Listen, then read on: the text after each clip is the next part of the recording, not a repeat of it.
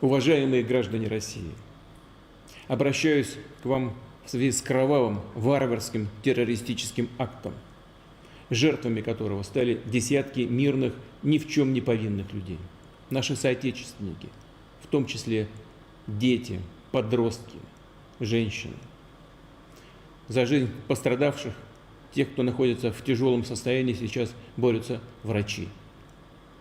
Уверен, они сделают все возможное и даже невозможное для сохранения жизни и здоровья всех раненых. Особые слова благодарности экипажам скорой помощи и санитарной авиации, бойцам спецподразделений, пожарным, спасателям, которые делали все, чтобы сохранить жизни людей, вывести их из-под огня, из эпицентра возгорания и задымления, избежать еще больших потерь. Не могу оставить без внимания помощь простых граждан, которые в первые минуты после трагедии не остались равнодушными и безучастными, и наряду с врачами и сотрудниками спецслужб оказывали первую помощь, доставляли пострадавших в больницы. Необходимую помощь окажем всем семьям, в чью жизнь пришла страшная беда, раненым и пострадавшим. Выражаю глубокие, искренние соболезнования всем, кто потерял своих родных и близких. Вместе с вами скорбит вся страна, весь наш народ.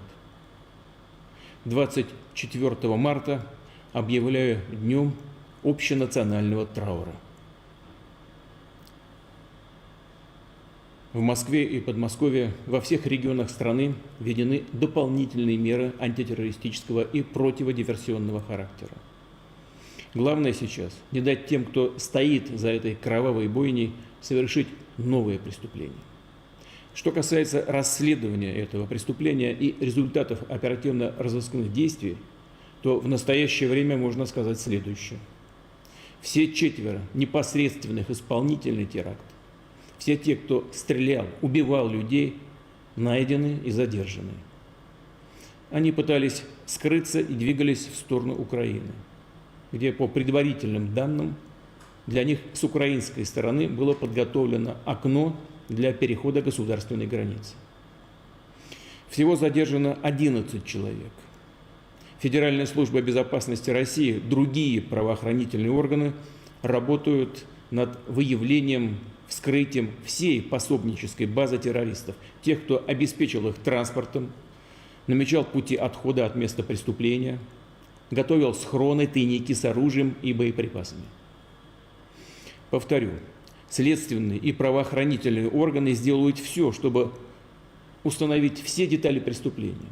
Но уже очевидно, что мы столкнулись не просто с тщательно, цинично спланированным терактом, а с подготовленным и организованным массовым убийством мирных, беззащитных людей. Преступники хладнокровно и целенаправленно шли именно убивать, расстреливать в упор наших граждан, наших детей. Как когда-то нацисты, творившие расправы на оккупированных территориях, они задумали устроить показательную казнь, кровавую акцию устрашения.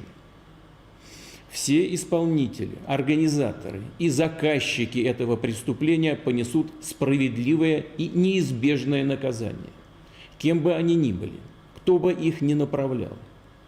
Повторю, мы установим и покараем каждого, кто стоит за спиной террористов, кто готовил это злодеяние, этот удар по России, по нашему народу.